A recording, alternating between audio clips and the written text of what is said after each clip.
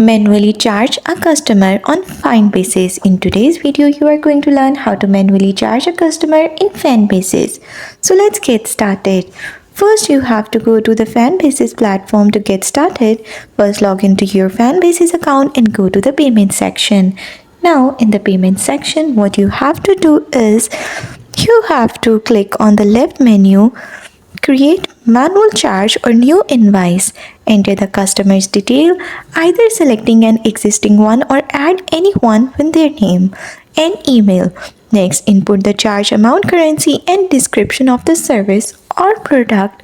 If needed, apply a tax rate or discount and set a due date.